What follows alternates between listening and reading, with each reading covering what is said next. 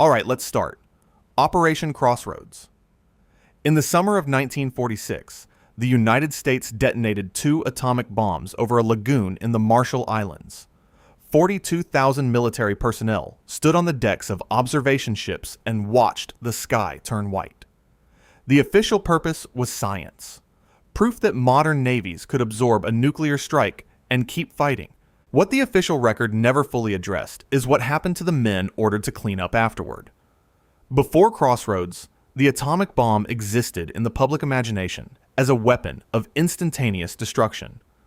You either survived it or you didn't.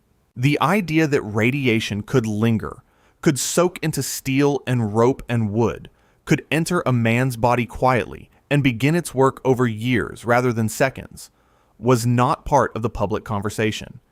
It was, however, part of the classified one. After the second detonation, the Baker Blast, a column of irradiated water collapsed back onto the target fleet and coated every surface with contaminated seawater. The Navy's response was to send sailors aboard those ships with mops and soap. No protective gear. No dosimetry equipment issued to the men doing the scrubbing. Internal reports showed radiation levels that contradicted the public assurances of safety. Those reports were classified. The sailors were told the ships were clean. Historical records show that thousands of those men later developed cancers at rates far above the general population. When they applied for veterans' benefits decades later, the government's position was straightforward and devastating. Records were incomplete. Exposure could not be confirmed. Claims were denied. It was not until the 1980s, after years of congressional testimony and investigative journalism, that the classified dosimetry data began to surface. By then, many of the men who had mopped those decks were already dead. The ones still living had spent 40 years fighting a bureaucracy that had classified the evidence of what had been done to them. They were told they were witnesses to history. What the documents show is that they were the experiment, Operation Barbarossa.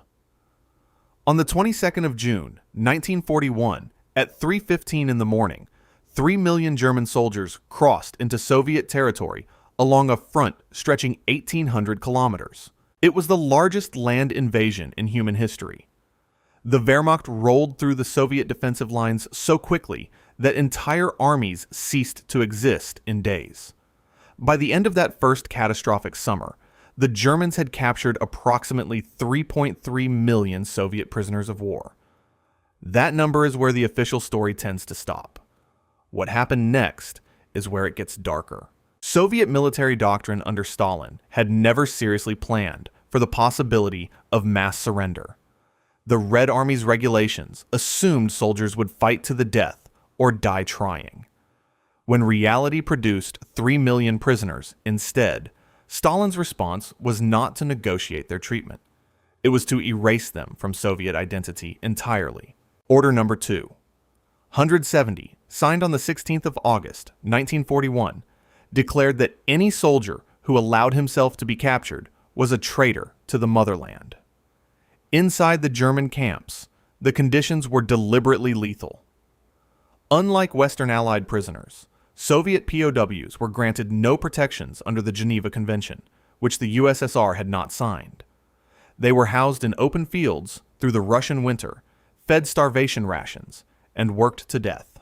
By February of 1942, roughly 2 million of those 3.3 million captured men had already died. The survival rate in certain camps ran below 20%.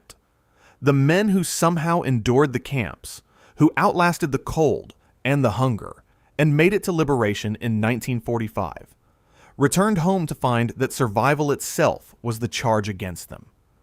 Repatriated Soviet POWs were screened by NKVD security units at the border. Historians estimate that between 1 and 2 million returnees were either executed or sentenced to Soviet labor camps for the crime of having been taken prisoner. Families of captured soldiers had already been stripped of state benefits and publicly labeled families of traitors. Some survivors falsified their records for decades. Their children grew up not knowing why. How do you explain to your children that surviving was the crime? Operation Market Garden. In September of 1944, Allied commanders launched the largest airborne operation in history. 35,000 paratroopers dropped behind German lines across the Netherlands, tasked with seizing a series of bridges that would open a corridor into Germany and potentially end the war before Christmas. The plan was bold, the execution was troubled, and the final bridge at Arnhem, held by British forces, became what one general famously called a bridge too far. The Allies withdrew after 9 days, leaving 17,000 of their own men as casualties. What they also left behind was the Dutch civilian population.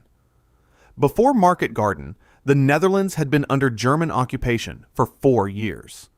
The Dutch had endured it with varying degrees of resistance and accommodation, as occupied populations always do. Many had risked everything hiding Jewish neighbors. When the Allies launched the operation in September, the Dutch celebrated in the streets. Certain liberation had finally arrived. Railway workers called a strike to support the Allied advance. That strike and the celebration were not forgotten by the German administration. In retaliation for the Dutch railway strike and the population's open support of the Allies, German authorities imposed a food embargo on the occupied Western Netherlands in October of 1944. What followed became known as the Hongerwinter, the Hunger Winter. Between 18,000 and 22,000 Dutch civilians died of starvation before liberation came in May of 1945. The caloric ration in Amsterdam fell to 400 calories per day. People burned their furniture for heat and boiled tulip bulbs for food. Among the Dutch civilians who suffered through that winter were hundreds of families who had done something extraordinary. When the airborne operation collapsed and Allied soldiers were cut off behind enemy lines, roughly 2,000 of them were hidden by Dutch civilians, sheltered in attics and cellars and barns, their presence concealed at the penalty of death. Historical records show that hundreds of the Dutch helpers who were discovered by German forces were executed or deported. Some families shared their starvation rations with the soldiers they were hiding for 8 months. The operation lasted 9 days. The people who saved its soldiers paid for it for 9 months. Operation Paperclip. In the summer of 1945, as the smoke settled over defeated Germany, American intelligence officers moved through the rubble with a very specific objective. They were not primarily looking for war criminals to prosecute. They were looking for scientists to recruit. The program that emerged, Operation Paperclip, brought over 1,600 German scientists, engineers, and technical specialists to the United States. Among them was Wernher von Braun, former SS officer, architect of the V-2 rocket, and the man who would become the public face of American space exploration. To understand what Paperclip obscured, you have to understand what the V-2 program actually was. The rockets that rained on London and Antwerp were designed by von Braun and his team, but they were built by forced laborers at an underground factory called the Mittelwerk, carved into a mountain in central Germany. An estimated 12,000 slave laborers died building those rockets, worked and starved to death in conditions the facility's own production records documented in detail. The civilian death toll from V-2 strikes stood at approximately 9,000. The weapon killed more people in its construction than in its use. Arthur Rudolph, who had directly overseen production at the Mittelwerk and who had watched workers hanged from cranes as a productivity measure, was recruited under Paperclip and later received NASA's highest civilian honor in 1969 for his work on the Saturn V rocket that reached the moon. The Joint Intelligence Objectives Agency, the body that administered Paperclip, systematically falsified or expunged the Nazi records of recruits to circumvent President Truman's direct order barring war criminals from the program.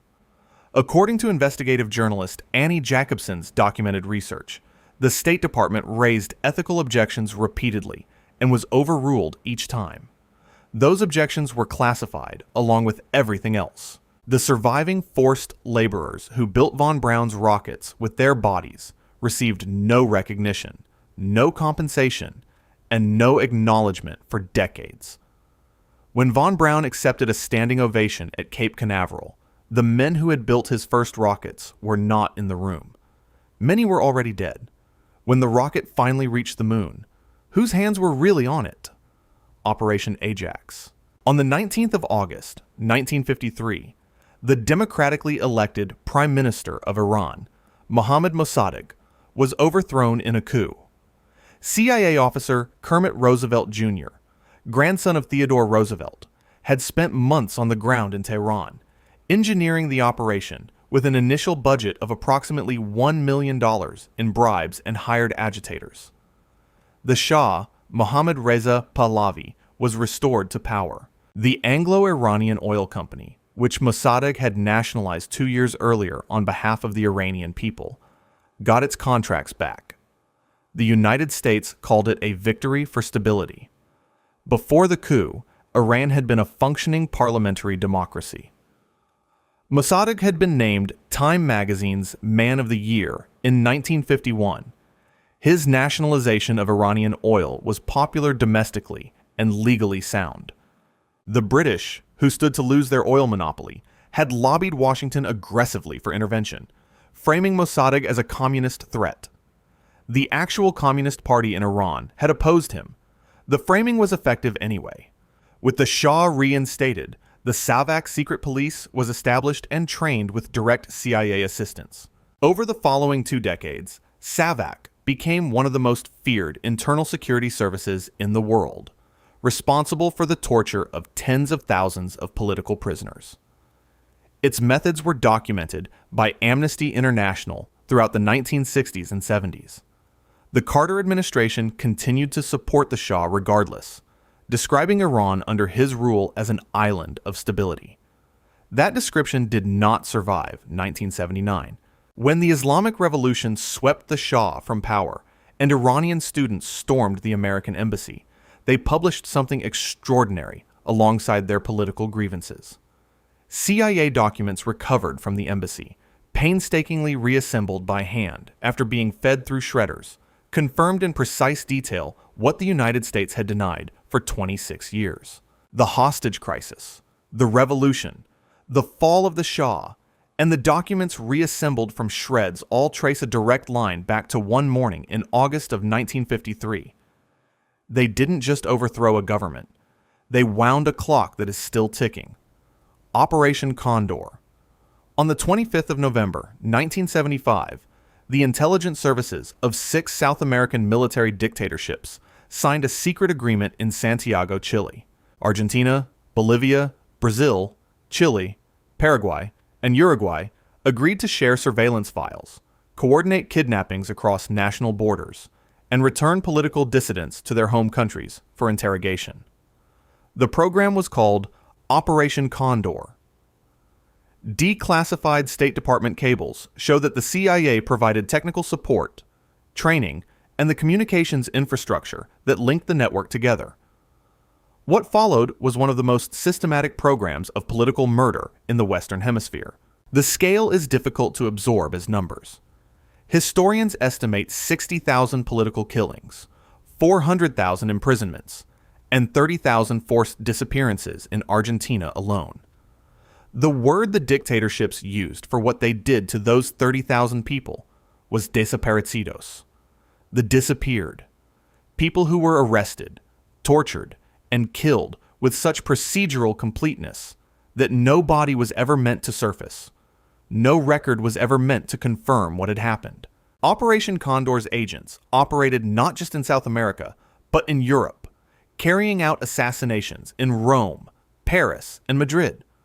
Among the 30,000 disappeared in Argentina were young parents. Their children, in some cases newborn infants, were taken from detention centers and given to military families to raise. Approximately 500 children are believed to have been stolen this way. The grandmothers of the Plaza de Mayo, a group of women who began marching weekly in Buenos Aires in 1977, demanding information about their disappeared grandchildren, turned DNA matching into their primary weapon. As of recent years, the organization has identified over 130 of those stolen children. Some were in their 30s and 40s when they discovered who they actually were. The grandmothers are still working. Many will die before the list is complete. The stolen children who have been found describe the experience of learning their identity as a second disappearance in reverse. A self they were never supposed to recover, suddenly returning to them through a blood sample and a name. How do you mourn someone whose name you were never given? Operation Gladio. Somewhere in post-war Europe, hidden in mountain caches, buried beneath farmhouse floors, and sealed inside city walls, were weapons. Thousands of them. Rifles, explosives, radio equipment, and enough materiel to arm a substantial guerrilla force. They had been placed there by NATO intelligence, beginning in the late 1940s, part of a network of so-called stay-behind operations designed to resist a Soviet invasion if Western Europe fell. The Soviets never invaded. What the weapons were used for instead was classified for 40 years. Operation Gladio, as the Italian network became known, was part of a broader NATO program established in at least 14 European countries. The official justification was cold logic. If the Red Army crossed the border, pre-positioned weapons and trained cells could organize resistance. The problem was that the networks didn't just sit dormant. In Italy, they became entangled in a period of domestic political violence that historians now call the Anni di Piombo, the years of lead. On the 2nd of August, 1980, a bomb exploded in the waiting room of the Bologna train station. 85 people were killed, and more than 200 were injured. It remains the deadliest act of political terrorism in post-war Italian history. Italian courts, after decades of investigation, established links between the bombing and neo-fascist groups with documented connections to the Gladio network. The strategy, as investigators pieced it together from declassified documents, was something called the strategy of tension. Create enough public fear through violence, and populations will turn toward authoritarian order and away from leftist political parties. Italian Prime Minister Giulio Andreotti revealed Gladio's existence to Parliament in 1990, triggering a European parliamentary investigation. The European Parliament passed a resolution condemning the networks. NATO refused to cooperate. Judge Felice Casson, the Italian magistrate who had uncovered the Gladio documents in the first place, described finding a parallel state operating entirely outside democratic accountability, with its own weapons, its own command structure, and its own definition of acceptable casualties. The bombs were planted to protect democracy. The bodies on the platform were the price someone else decided to pay. Operation Cyclone. On the 3rd of July, 1979, 6 months before a single Soviet soldier crossed the Afghan border, President Carter's national security advisor, Zbigniew Brzezinski, authorized the first covert American assistance to Afghan militants resisting the Soviet-backed government in Kabul. This detail matters enormously. The conventional story places American involvement as a response to the Soviet invasion of December of that year. Brzezinski himself, in a 1998 interview with the French publication Le Nouvel Observateur, confirmed that the operation was designed to bait the Soviets into invading. It worked. What followed became the largest covert operation in CIA history. At its peak, Operation Cyclone funneled approximately $630 million per year to Afghan fighters, totaling over $3 billion across the program's life when matched Saudi funding is included. The CIA coordinated distribution through Pakistan's intelligence service, the ISI. The ISI consistently directed weapons, money, and training toward the most hardline Islamist factions, a preference that was documented and accepted by American planners as a practical matter of effectiveness. The Soviets withdrew in February of 1989.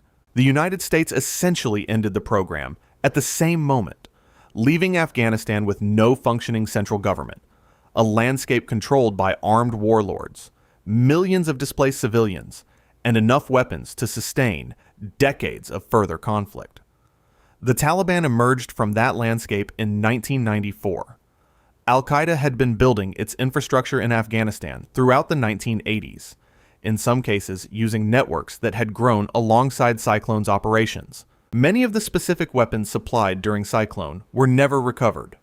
Stinger anti-aircraft missiles, man-portable and capable of destroying commercial aircraft, became one of the most dangerous categories of loose armament in the world after the Soviet withdrawal. The CIA ran a secret buyback program through the 1990s, reportedly paying up to $150,000 per recovered missile. It is not believed to have been fully successful. When you hand a weapon to someone whose enemy is your enemy, who exactly are you handing it to? Operation Reinhard. In the autumn of 1941, senior SS officials began coordinating what they called the final solution to the Jewish question in occupied Poland. Operation Reinhard, named after assassinated SS General Reinhard Heydrich, was the operational machinery of that plan. 3 camps were constructed specifically for mass murder, not detention, not forced labor, but immediate killing on an industrial scale: Belzec, Sobibor, and Treblinka. Between March of 1942 and November of 1943, an estimated 1.7 to 1.9 million Jewish men, women, and children were murdered across those 3 sites. The camps were designed from the beginning to leave no survivors and no evidence. Unlike the concentration camp system, where prisoners were sometimes kept alive for labor, the Reinhard facilities were structured around complete and immediate destruction. Transports arrived. People were killed. The process took hours.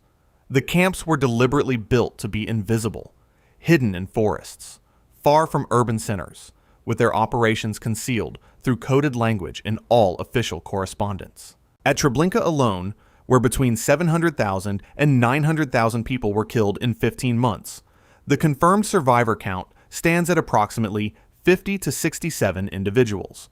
Not 50 to 67%, 50 to 67 people. Belzec produced fewer than 50 known survivors from approximately 430,000 murders. The survival of any individual from these sites was not an outcome the system had planned for. The few who lived did so through uprising, through accidents of timing, or because the guards responsible for their execution fled before the Soviet advance arrived. When Himmler ordered the Reinhard camps demolished in the autumn of 1943, the process was thorough. Treblinka was bulldozed and planted with lupines. A farmhouse was built on the grounds. Samuel Willenberg, one of the last confirmed Treblinka survivors, who died in 2016 at age 93, spent his final decades sculpting clay figures of the dead. He said that without physical testimony, the camp would achieve exactly what its architects had intended. It would simply cease to have existed. They built a farm over it and planted flowers. The ground remembered anyway. The Channel Islands occupation. On the 30th of June, 1940, German forces landed on the island of Guernsey. Jersey fell the following day.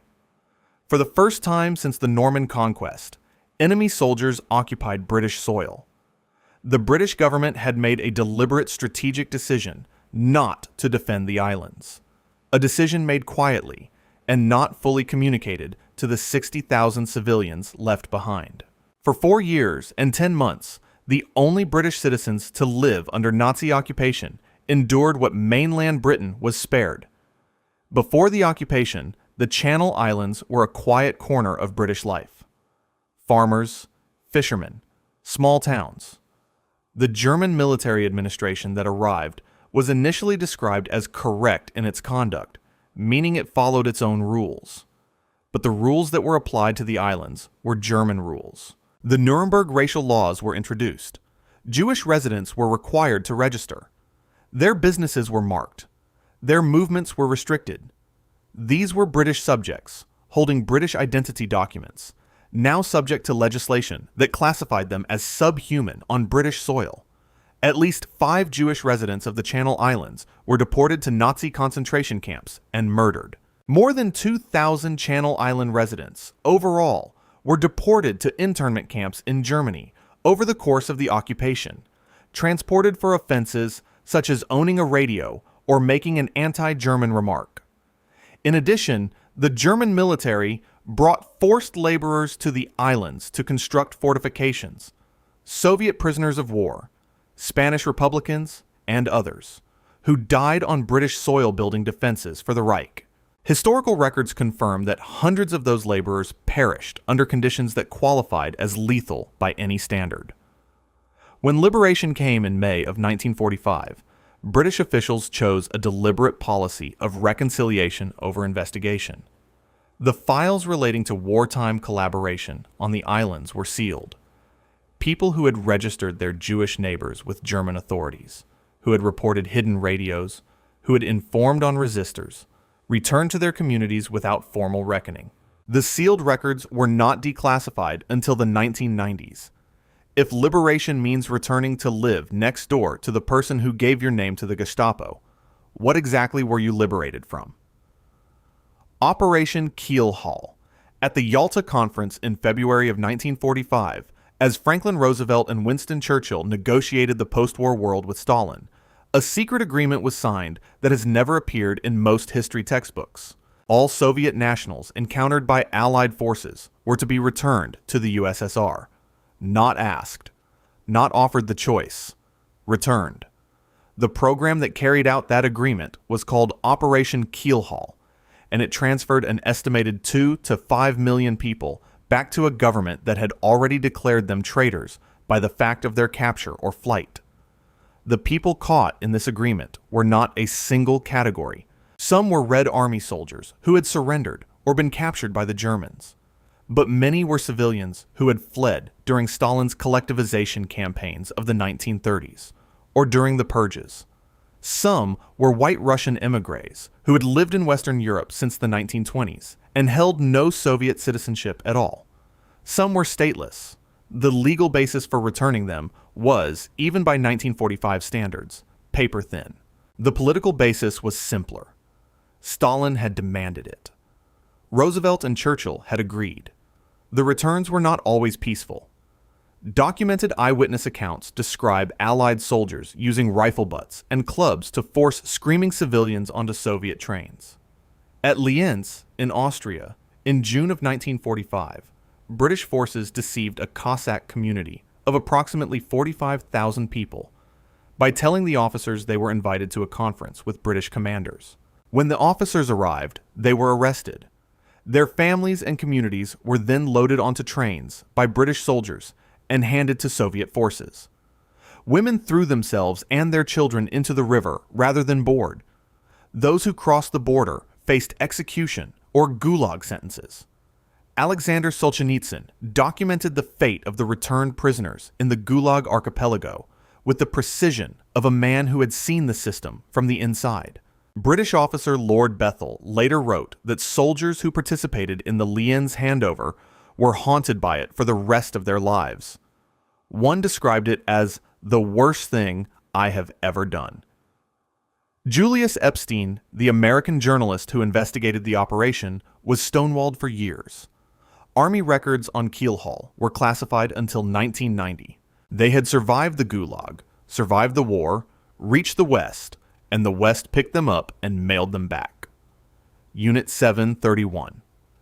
In Manchuria, in a compound so secret it appeared on no official maps, Japanese military scientists conducted medical experiments on living human beings. The facility, known as Unit 731, operated under General Shiro Ishii near the city of Harbin from 1937 through 1945. Its victims, referred to in internal documents by the Japanese word maruda, meaning logs, were deliberately infected with plague, cholera, and typhoid. They were subjected to vivisection performed without anesthesia. They were frozen, pressurized, and exposed to weapons for the purpose of measuring the results on a living body. Estimates of the total death toll range from 3,000 to 12,000. Before the Soviet advance into Manchuria in August of 1945, Ishii ordered the facility destroyed and its remaining prisoners executed. Guards set charges, burned records, and demolished the infrastructure. Some prisoners survived because the guards responsible for killing them fled before completing the order.